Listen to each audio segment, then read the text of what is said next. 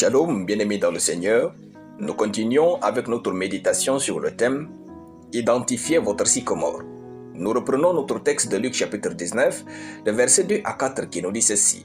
« Et voici, un homme riche, appelé Zachée, chef des publicains, cherchait à voir qui était Jésus. Mais il ne pouvait y parvenir à cause de la foule, car il était de petite taille. Il courut en avant et monta sur un sycomore pour le voir, parce qu'il devait passer par là. Gloire à Dieu. Identifier votre sycomore prouve à suffisance que vous êtes en train de vivre une vie qui compte.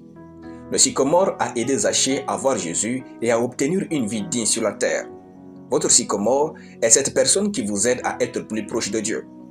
Votre sycomore est votre église locale qui vous aide à connaître Dieu. Votre sycomore est cet endroit où vous retrouvez le sens de votre vie. Votre sycomore est peut-être cet endroit de réflexion, d'adoration, de louange qui vous change et attire Dieu dans votre vie. Dans le cas de Zachée, le sycomore a compensé sa taille. Votre sycomore est peut-être cette seule qualité que vous avez et qu'il vous faut mettre en œuvre pour réussir malgré vos points faibles. Votre sycomore est cette passion qui vous distingue dans votre génération, vous permettant ainsi de vivre une vie de qualité.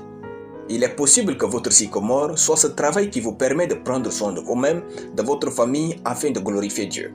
Votre sycomore est peut-être ce livre qui ouvre votre esprit à la grandeur et aux contrées inexplorées. Votre sycomore est cette parole que vous devez pratiquer afin de voir Dieu agir dans votre vie et vous donner un témoignage nouveau. À l'instar de Zachée, votre sycomore diffère de vous, il peut être immobile. Ce sycomore n'aurait pas été planté par Zachée. Ne renoncez pas vite au meilleur. Dieu a tout créé pour votre bien, ne promenez jamais de regard inquiet sur ce qui vous entoure. Votre sycomore attend que vous l'identifiez pour vous faire remarquer chez Dieu et dans la société.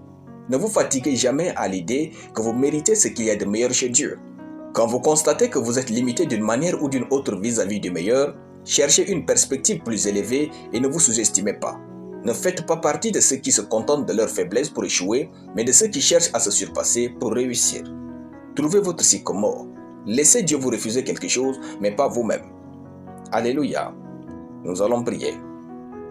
Père glorieux et tout-puissant, je bénis ton nom pour ta parole. Je vois mes sycomores dans ce monde au nom de Jésus. Amen. La lecture biblique en une année, Jonas chapitre 1 à Jonas chapitre 2. Soyez bénis, c'était le pain du ciel.